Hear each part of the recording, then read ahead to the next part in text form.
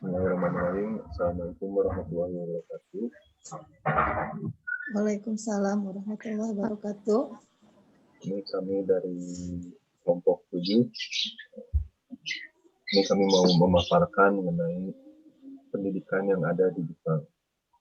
Nah, di sini kami beranggotakan saya sendiri, Muhammad Aziz, ada Bu Ede, dan juga ada Bu Dini. Untuk pemaparan yang pertama akan diserahkan kepada Bu Dini. Kepada Bu Dini, saya persilakan. Ya, terima kasih Pak Aziz.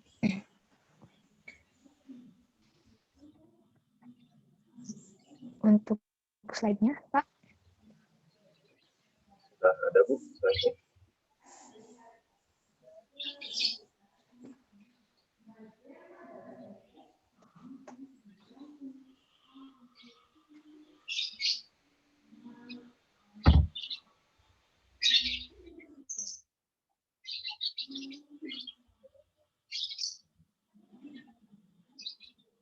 Sudah ada, Bu Dini, slide-nya?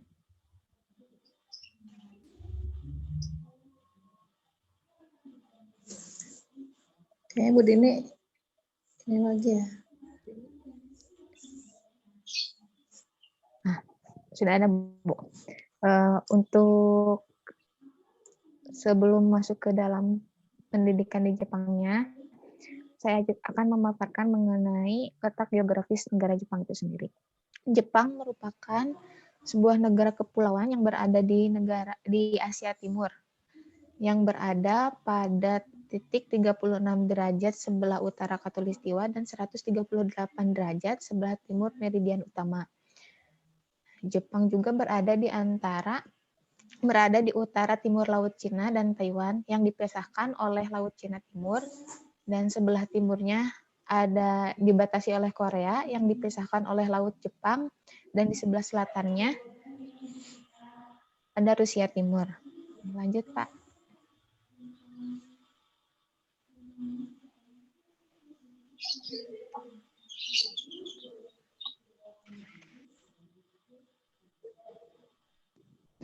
Pendidikan di Jepang terdiri dari pendidikan dasar dan menengah, serta pendidikan tinggi. Di Jepang, diperkenalkan pendidikan itu sekitar pada tahun 1872 sebagai hasil restorasi Meiji atau revolusi Meiji. Nah, pendidikan Jepang itu sendiri mencakup pendidikan formal di sekolah, pendidikan moral yang berada di rumah, dan pendidikan masyarakat yang berlaku sebagai pendidikan seumur hidup. Nah, adapun sejak 1947, Jepang mewajibkan masyarakatnya untuk mengikuti wajib belajar yang berusia yang sekitar usia 6 sampai 15 tahun, itu berada pada sekolah dasar dan sekolah menengah pertama.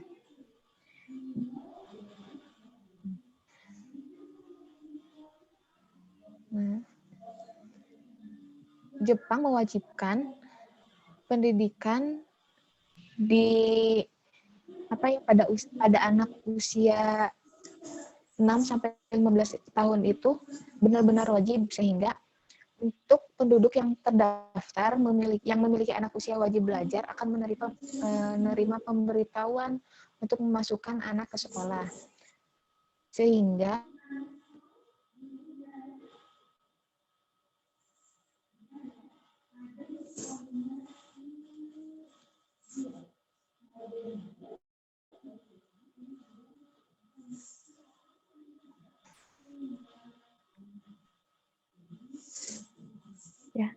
mohon maaf Pak, barusan keluar. Sehingga setiap orang tua yang mempunyai anak berusia 6 sampai 15 tahun harus menyekolahkan anaknya. Apabila terdapat orang tua yang tidak menyekolahkan anaknya tersebut, maka akan mendapatkan sanksi hukum yang dikenakan pada orang tua tersebut. Adapun sekolah negeri atau sekolah umum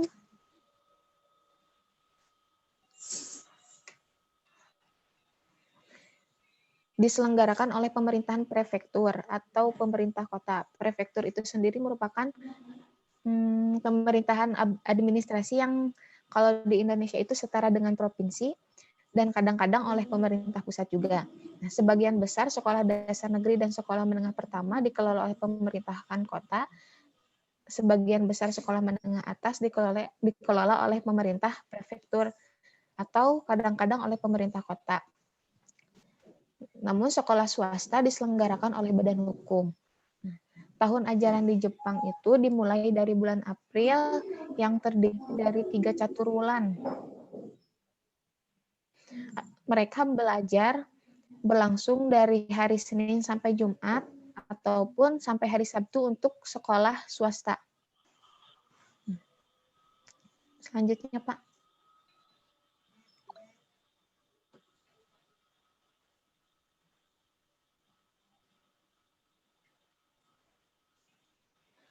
Pendidikan di Jepang terdiri dari pendidikan formal di Jepang itu terdiri dari sekolah dasar, sekolah menengah pertama, sekolah menengah atas, dan pendidikan tinggi. Slide selanjutnya, Pak.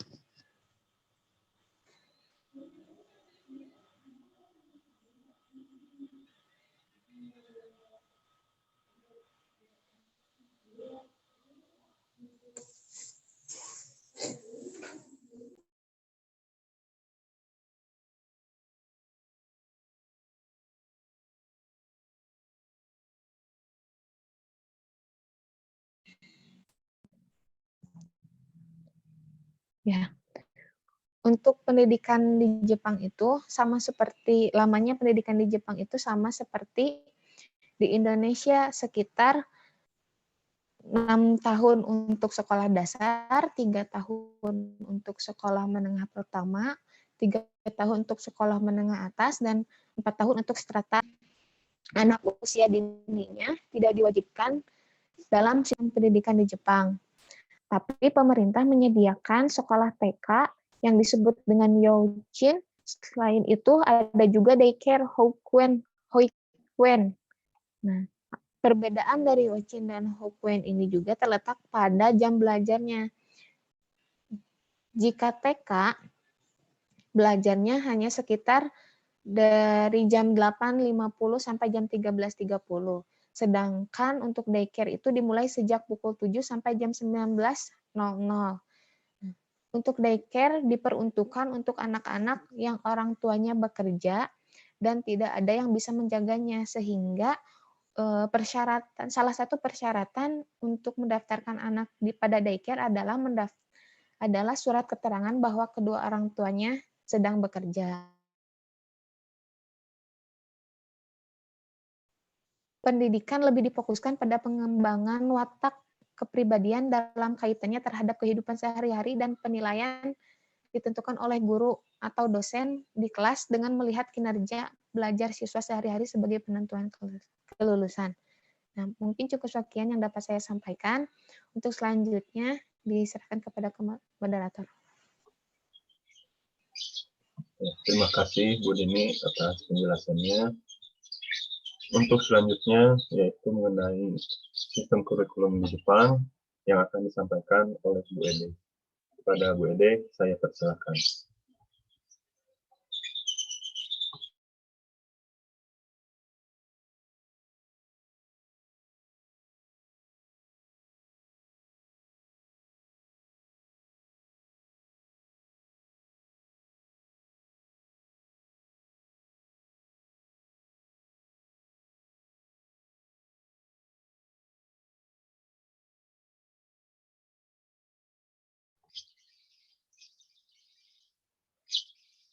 Bu Ede, punten masih di mute.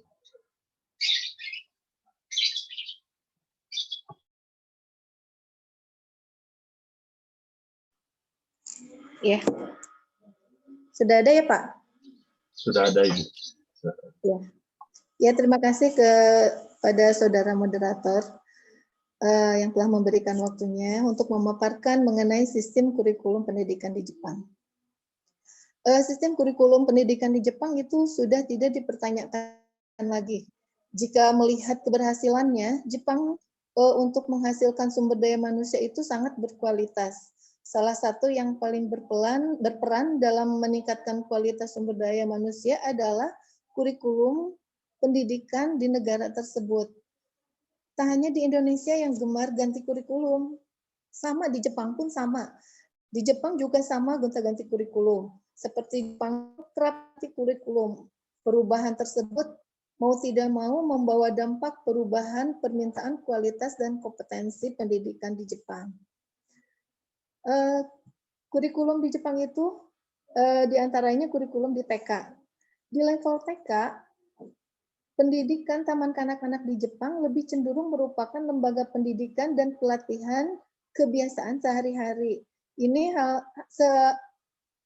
sama halnya seperti di Indonesia ya. Di Indonesia juga pendidikan TK itu tidak mengedepankan pelajaran, tetapi sama membangun dan melatih kebiasaan sehari-hari. Karena itu pendidikan di level TK bukanlah pengajaran, tetapi lebih tepat disebut pendidikan. Kurikulum TK di Jepang tidak membebani anak, karena anak tidak dijejali materi-materi pelajaran secara kognitif, tetapi lebih pada pengenalan dan latihan keterampilan hidup yang dibutuhkan anak-anak untuk kehidupan sehari-hari, seperti latihan buang air besar sendiri, latihan gosok gigi, makan, dan sebagainya. Seperti halnya di Indonesia. Sama seperti di Indonesia pun, malah di Indonesia lebih dilatih kepada pendidikan keagamaannya ya. Bagaimana cara berdoa. Nah, sedangkan kurikulum di Indonesia itu berorientasi pada pengembangan intelektual anak. Ini tidak sepenuhnya ya, tidak di Indonesia bukan artinya ini bukan mengembangkan intelektual anak itu sepenuhnya, tetapi di Indonesia pun sama. Ada juga latihan keterampilan hidup.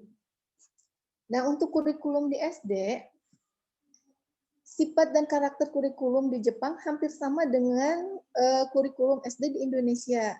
Hanya yang membedakan adalah mata pelajaran kebiasaan hidup yang umumnya diajarkan di kelas 1 dan di kelas 2. Kalau di Indonesia, kelas 1 dan kelas 2 itu sudah diberi pembelajaran. Tetapi kalau di Jepang hanya kebiasaan hidupnya saja ya. Tujuan utama diajarkan mata pelajaran ini di Jepang itu untuk mengenalkan dan membiasakan anak-anak pada pola hidup mandiri daripada mengajarkan mata pelajaran IPA dan IPS. Sedangkan kalau di Indonesia SD itu mungkin sudah diajarkan, apalagi tahun sekarang ini SD kelas 1 kelas 2 udah dikenalkan dengan mata pelajaran IPA. Jepang lebih memilih memperkenalkan tata cara kehidupan sehari-hari kepada anak-anak yang baru lulus dari tingkat TK, yang lebih memfokuskan kegiatan bermain daripada belajar di dalam kelas.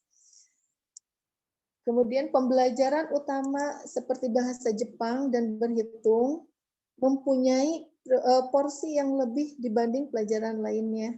Sedangkan pelajaran moral diajarkan tidak secara khusus dalam mata pelajaran tertentu, tetapi diajarkan oleh wali kelas sejam seminggu atau diintegrasikan melalui pelajaran lain. Dan pendidikan moral sudah termasuk pada pendidikan agama, diantaranya agama Kristen, Buddha, Shinto.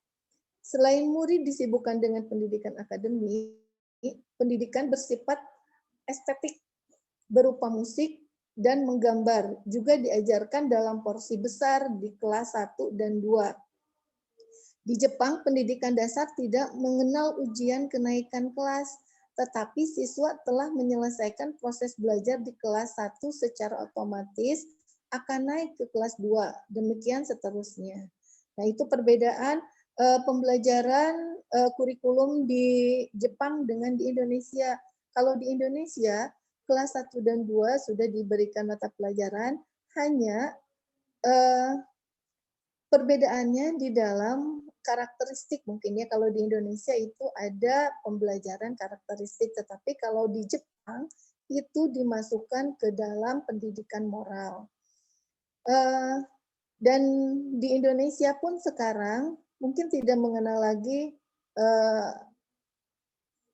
untuk kenaikan kelas ya, kenaikan kelas itu seperti halnya kalau di SD di Indonesia, kenaikan kelas itu tetap melalui pembelajaran, tidak seperti di Jepang otomatis langsung naik, tetapi kalau di Indonesia tetap mungkin melihat nilai dan hasil keterampilan serta nilai afektifnya. Kemudian untuk sekolah menengah pertama. Untuk pendidikan SMP, kurikulum menitik beratkan kepada bahasa Jepang, matematika, dan IPS. Sedangkan pendidikan bahasa asing seperti Inggris dan Jerman tidak diwajibkan dan hanya bersifat pilihan bagi murid. Pelajaran bahasa Inggris baru dijadikan pelajaran wajib di level SMP pada kurikulum 2002. Adanya mata pelajaran pilihan seperti bahasa Jepang, IPS, matematika, IPA, musik, serta seni, pendidikan jasmani, keterampilan, bahasa asing, itu merupakan pembeda khas antara kurikulum pendidikan SMP di Jepang dan di Indonesia. Selain pendidikan utama di Jepang, juga dilengkapi dengan pendidikan ekstrakurikuler seperti di Indonesia. Jadi hampir sama ya di pendidikan kurikulum SMP di Jepang dengan di Indonesia. Jepang menerapkan wajib belajar 9 tahun seperti halnya di Indonesia. Wajib belajar di Jepang terdiri dari SD dan SMP. Sedangkan di Indonesia itu 9 tahun ya. Sama dengan Jepang. Berarti kalau 9 tahun. Namun lain dengan Indonesia, wajib belajar 9 tahun benar-benar ditekankan oleh pemerintah kepada semua penduduk yang tinggal di Jepang, baik warga negara Jepang maupun warga negara asing. Setiap orang tua yang mempunyai anak berusia 6-15 tahun harus menyekolahkan anaknya. Apabila terdapat orang tua yang tidak menyekolahkan anaknya, maka sanksi hukum dapat dikenakan kepada orang tersebut. Sekolah dasar di Jepang itu 97% adalah sekolah negeri. Biaya pendidikan sebagian besar ditanggung pemerintah seperti biaya masuk, biaya pengajaran, dan buku sekolah dengan fasilitas sekolah yang cukup lengkap. Ya. Orang tua hanya menyediakan fasilitas lainnya seperti pelengkapan sekolah, makan siang, dan biaya piknik. Berbeda dengan di Indonesia ya, mungkin di Indonesia ada sebagian sekolah negeri yang membebaskan pembiayaan, tetapi masih di Indonesia itu masih banyak sekolah-sekolah yang belum bebas biaya. Beda halnya dengan di Jepang. Kalau di Jepang sudah 97% biaya pendidikan sudah ditanggung oleh pemerintah. Nah, sekarang bagaimana pendidikan kurikulum sekolah menengah atas di Jepang? Dibandingkan kurikulum SD dan SMP, kurikulum SMA di Jepang paling sering berubah.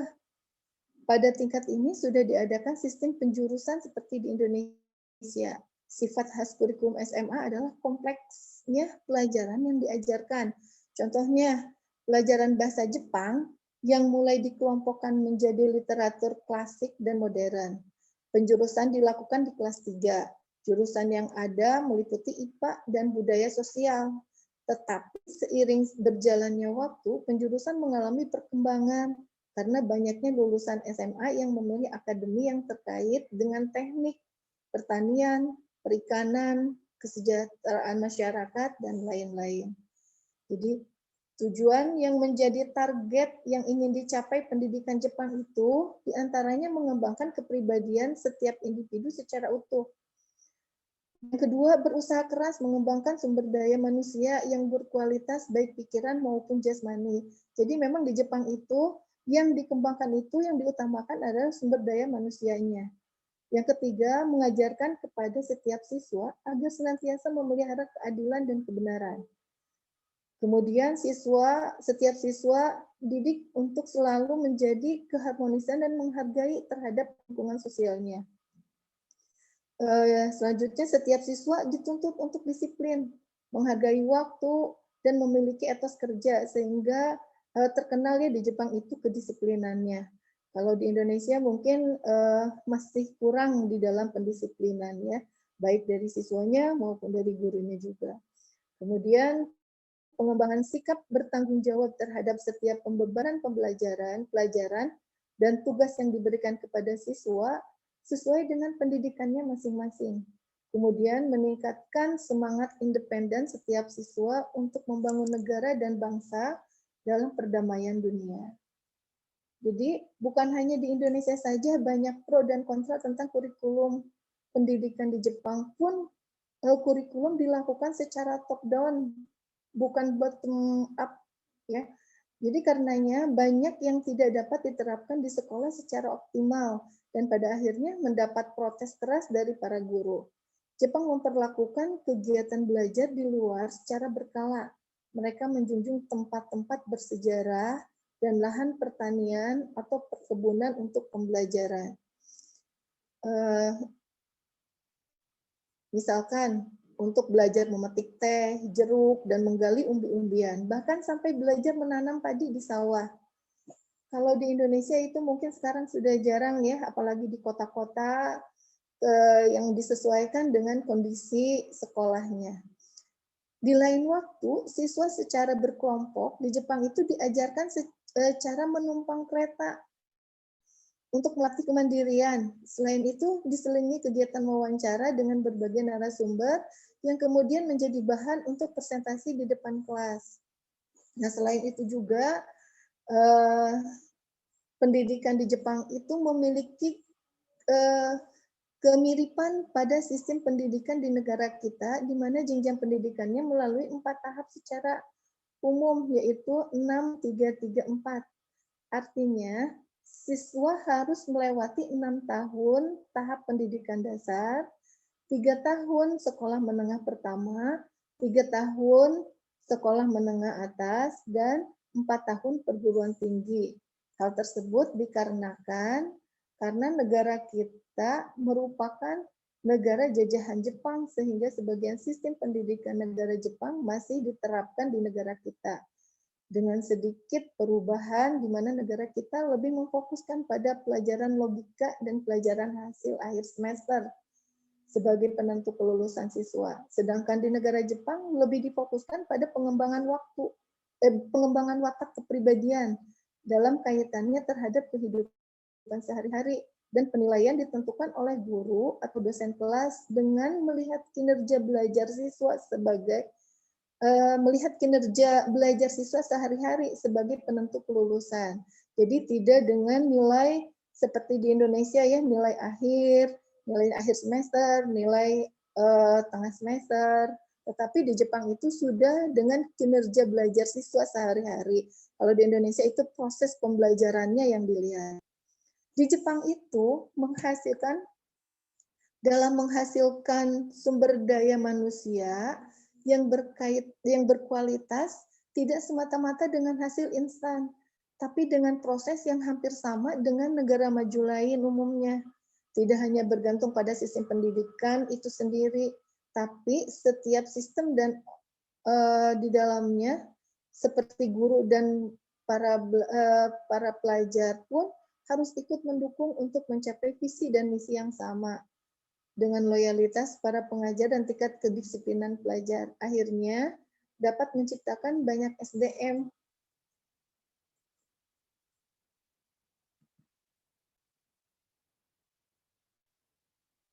Jadi pendidikan dari SD sampai SMA itu sama halnya seperti tidak jauh berbeda dengan sistem kurikulum di Indonesia.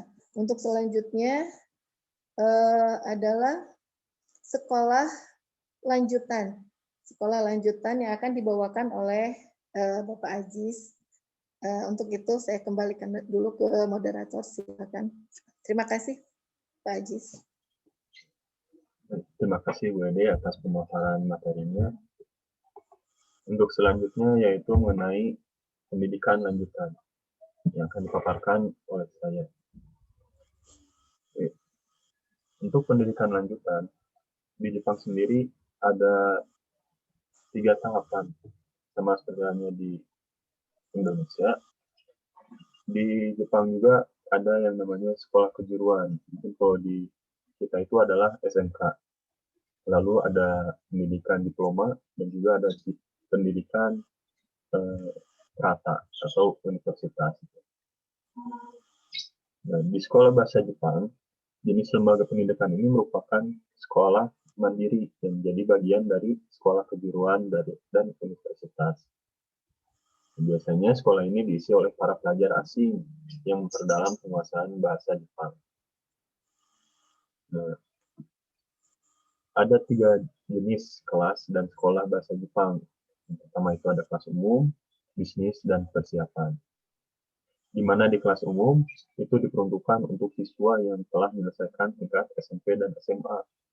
Nah, biasanya pada kelas umum ini hanya berjangka sebanyak 2 minggu hingga 3 bulan. Lalu di kelas bisnis ini diikuti oleh para pekerja, terutama para pekerja asing. Kenapa? Karena mereka membutuhkan komunikasi bahasa Jepang dalam pengerjaannya. Nah, untuk kelas bisnis ini tidak ada batasan waktu dalam mengikuti kelas ini.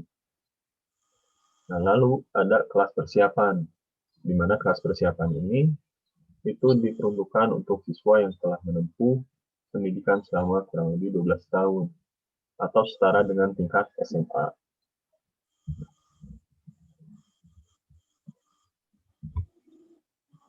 Nah, lalu selanjutnya yaitu sekolah diploma. Nah, sekolah diploma ini ada prasyaratnya untuk mengikuti sekolah ini, yaitu setelah lulus dari SMA. Dan sekolah diploma ini ditempuh selama 2 tahun. Nah, berbeda dengan sekolah diploma yang ada di Indonesia. Di Jepang, sekolah diploma ini tidak mengenal dengan adanya studi ekstensi ke universitas, di mana artinya setelah menempuh sekolah diploma dan jika ingin melanjutkan ke universitas, maka harus mengulang lagi dari tingkat awal atau semester 1. Nah, lalu ada sekolah tinggi kejuruan. Nah, sekolah ini merupakan tempat pelatihan khusus untuk mempelajari berbagai keahlian pada bidang tertentu, seperti halnya komputer, desain grafis, kecantikan, pemasaran, musik, dan lain sebagainya. Nah, sekolah tinggi kejuruan ini bisa diikuti oleh siapa saja, baik yang setelah lulus SMA, lulus kuliah, dan yang ingin mempelajari atau memperdalam keterampilan khusus tertentu. Nah, bagi siswa internasional yang ingin mempelajari atau yang ingin masuk pada sekolah kejuruan, ini harus mengikuti sekolah bahasa Jepang terlebih dahulu. Dan juga harus pada pembelajaran bahasa Jepang itu sendiri, jam belajarnya lebih lama daripada sekolah bahasa Jepang pada umumnya. Program pada sekolah ini itu berfokus pada pembelajaran kemampuan dan keterampilan yang diperlukan dalam mencari pekerjaan atau lapangan pekerjaan tertentu. Dengan begitu, lulusan dari sekolah tinggi kejuruan ini diharapkan dapat pekerjaan sebagai profesional. Dan beberapa lulusan juga dapat melanjutkan ke universitas tertentu untuk mengembangkan keahliannya lebih dalam. Nah, selanjutnya yaitu universitas. Universitas di Jepang ini ada 3 jenis, yaitu ada junior, teknikal, dan universitas. Perbedaannya dari 3 jenis itu adalah waktu tempuh pada pendidikannya.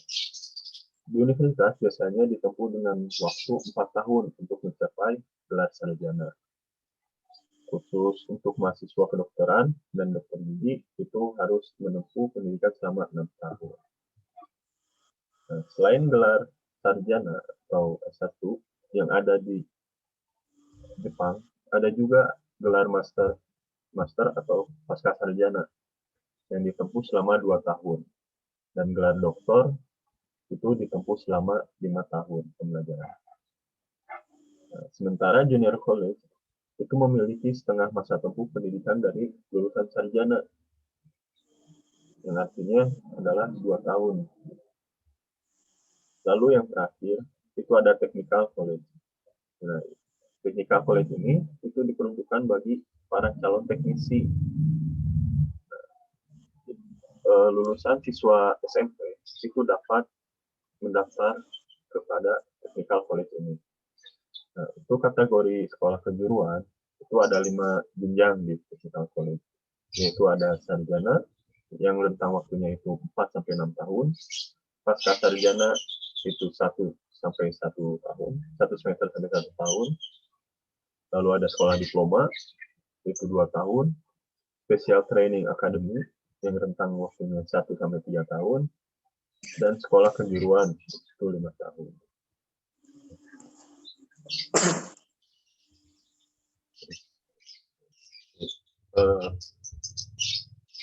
Jika ada siswa asing yang ingin memang mempelajari atau bersekolah di Jepang, memang itu yang harus dipelajari pertama adalah mengenai bahasanya.